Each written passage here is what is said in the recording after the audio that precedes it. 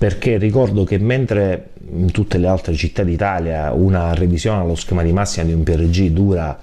mediamente 2 anni, a Vittoria abbiamo avuto una durata di circa 8 anni. Quindi intanto già c'è un ritardo chiaramente non dovuto all'opposizione, ma dovuto alla burocrazia vittoriese, alla volontà politica di questa amministrazione che ha tenuto nei cassetti per anni lo schema di massima. Dopodiché riteniamo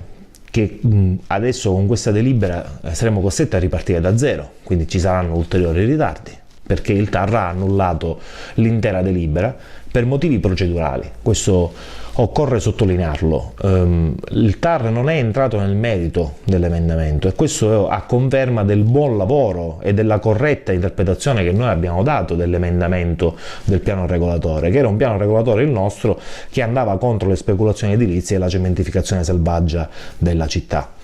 E sul TAR su questo non si è espresso, quindi ha riconosciuto che noi abbiamo fatto, che il nostro lavoro era corretto, anche se l'amministrazione ci ha criticato sotto questo punto di vista. Il TAR ha detto che alcuni consiglieri comunali sono stati violati i diritti dei consiglieri comunali perché all'emendamento non è seguita la trasposizione cartografica di questo emendamento, e quindi i consiglieri comunali non potevano capire l'emendamento. Noi riteniamo questa sentenza scorretta dal punto di vista giuridico, non la vogliamo né commentare né criticare, perché è così che si fanno con le sentenze, tra l'altro anche dico per deformazione professionale non potrei fare altro, ma noi la impugneremo al CGA. Detto questo, purtroppo in città rimarranno i vincoli, ancora ci sono i vincoli preordinati, un ritardo enorme, eccetera eccetera. Dire che il PRG che noi abbiamo presentato alla città era un PRG che voleva mummificare l'imprenditoria o l'attività economica della città è una falsità, detta da chi sa di mentire. Le dico solo questo: per quanto riguarda le zone alberghiere, che è una cosa che il sindaco continua a raccontare menzogne su questo, noi abbiamo previsto una zona che si chiama zona TR, che prevede centinaia di migliaia di metri quadrati per zona alberghiere, centinaia di migliaia. Altro che alberghi e villaggi turistici, si può fare tutto quello che vuole. Ricordo ancora a tutti noi e al sindaco in particolare che ancora oggi ci sono delle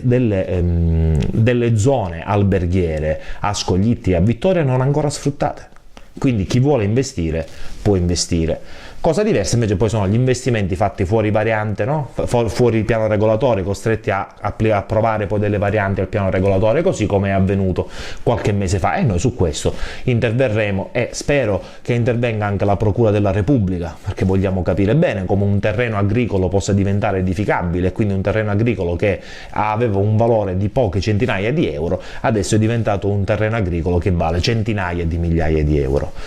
Quello che dice poi il sindaco, che lui voleva trasformare alcune zone agricole in zone alberghiere per dare sviluppo alla città, è l'esatto contrario, perché lui aveva previsto in tutta la zona che va da Costa Fenice ai Macconi, che è la zona della fascia trasformata dove insistono centinaia o anzi migliaia di piccole imprese agricole, quindi piccoli produttori agricoli, trasformava quelle zone da agricola in zona alberghiera. Questo significava praticamente di fatto la chiusura di tutte le imprese agricole, perché nessuno dei nostri produttori avrebbe mai potuto presentare ad esempio un'istanza di finanziamento, perché nel momento in cui quella zona viene modificata da agricola ad alberghiera, il certificato di registrazione urbanistica sarebbe uscito appunto con zona turistica, zona alberghiera, e quindi nessuno avrebbe potuto ad esempio richiedere un finanziamento per ristrutturazione delle serre. Quindi significava distruggere l'economia di quei produttori, e quei terreni sarebbero diventati di fatto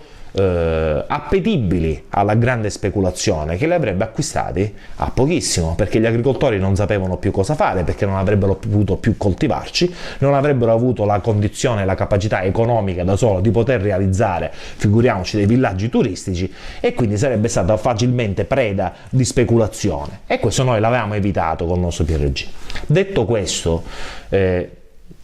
il sindaco ha detto più volte che presenterà presto un nuovo schema di massima. Bene, noi lo attendiamo.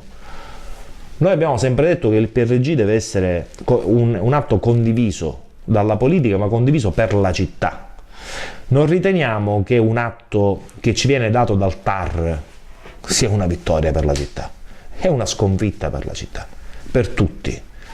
Quindi, detto questo, noi andiamo avanti, aspetteremo la proposta del sindaco, che chiaramente deve essere diversa rispetto alla prima proposta che presentò, che era una proposta abnorme, milioni e milioni di cemento nella nostra città, che non ne ha assolutamente bisogno. Ci sono ancora oggi zone, noi dobbiamo invece ridelimitare la zona residenziale, la zona D, dobbiamo creare sviluppo, ma dobbiamo farlo con una logica, non possiamo pensare che questo possa essere lo schema di massima della speculazione edilizia, deve essere lo schema di massima dello sviluppo della città.